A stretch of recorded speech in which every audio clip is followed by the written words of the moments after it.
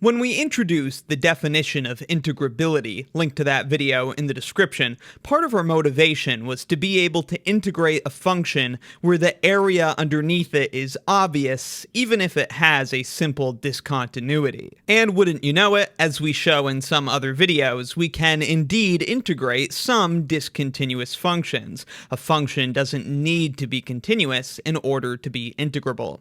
We'll continue exploring the relationship between continuity and integrability, but certainly right now what we can say and prove is that if a function is continuous on a closed interval from a to b, then in fact it is also integrable on that interval. We don't need continuity on the interval to guarantee integrability, but certainly if we have it, then we know that we can integrate the function. Of course, we would say that continuity is a sufficient condition then for integrability, though not a necessary one. To prove that continuity on a closed interval guarantees integrability, we're going to use this previously proven characterization of integrability using epsilon. Link in the description to the video proving this characterization. The idea with this definition of integrability, of course, is to show that the upper and lower sums can be made arbitrarily close together as long as we select the correct partition. You can now see the whole proof we're going to go over on screen. I'm just going to point to a couple pieces of it to give you the gist before we go through all of the details.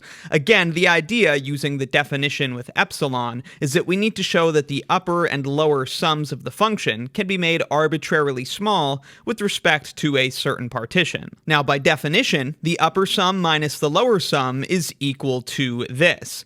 xk minus xk minus 1 is the width of each subinterval, and then big MK is the height of the big rectangles in the upper sum, and little mk is the height of the smaller rectangles in the lower sum. So this just represents, of course, that subtraction, lower sum being taken away from the upper sum. Now, of course, by selecting a partition, we can make these subinterval widths as small as we like, but in total, the subinterval widths will always add to the total interval width, which is b minus a. More crucially, what we want to control is this big MK minus little mk, the supremum of the function over a particular subinterval, minus the infimum of the function over that same subinterval. So we think of this as the variation of a function over a particular subinterval. Now in this case, thankfully, we know that our function is continuous on a closed interval. We've previously proven that closed intervals are in fact compact sets.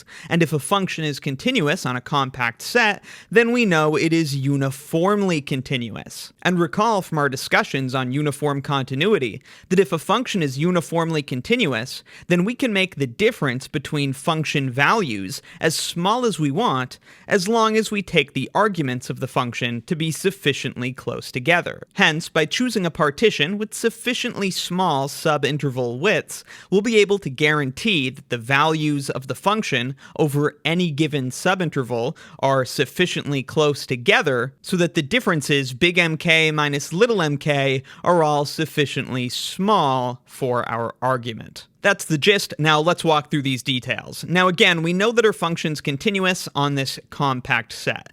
Like we said, that means it's also uniformly continuous. Link in the description to the video where we prove that. Furthermore, continuity on a compact set guarantees that the function is bounded, which is important to allow us to apply this theorem. Alright, then we apply that definition of uniform continuity. That means that for an arbitrary epsilon greater than 0, there exists delta greater than 0, so that as long as x and y are within delta of each other, their images under this function will be within epsilon of each other. Or we're certainly free to choose any other positive number as well, and we're going to choose epsilon over b minus a. So we see how uniform continuity lets us control the difference between function values on a particular subinterval.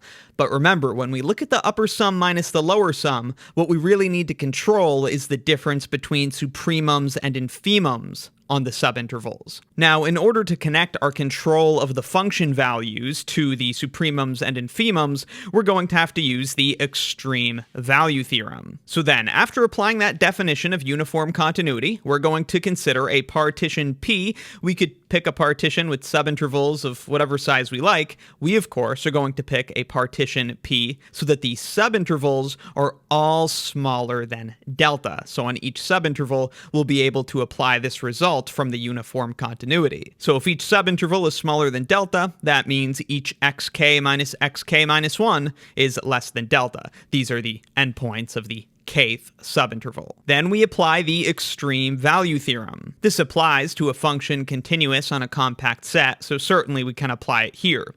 It tells us that on each subinterval, xk minus 1 to xk, our function must have some point, let's say zk, where it attains its supremum. We're going to call that big Mk.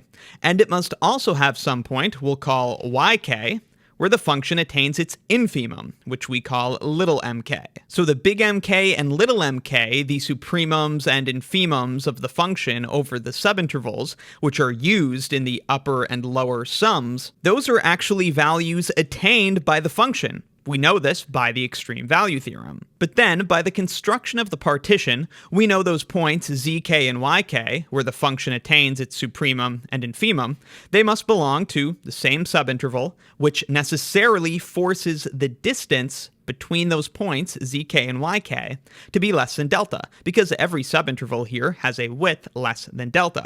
So 2 points from the same subinterval have a distance that's less than delta.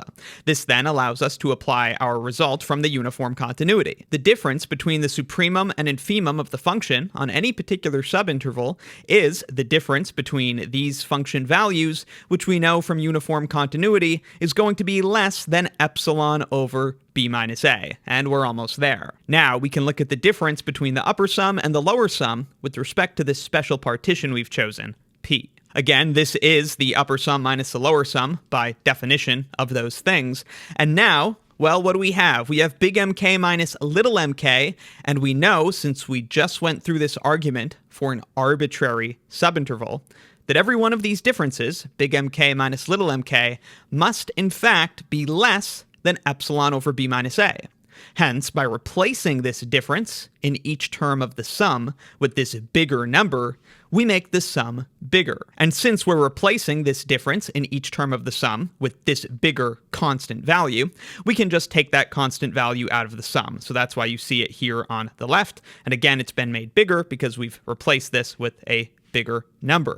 What remains in the sum is just those subinterval widths, which of course have to add up to b minus a, the total interval width. Hence, b minus a cancels out, so this difference is less than epsilon. And thus, by our epsilon definition of integrability, we've shown that this function being continuous on the closed interval from a to b forces it also to be integrable. So pretty nice argument. Now we know at least this much about the relationship between continuity and integrability. We know it's not necessary for a function to be continuous for it to be integrable, but we know that it is sufficient. If a function's continuous on a closed interval, then for sure it's integrable. Let me know in the comments if you had any questions, and be sure to check out my real analysis course and real analysis exercises playlists in the description for more.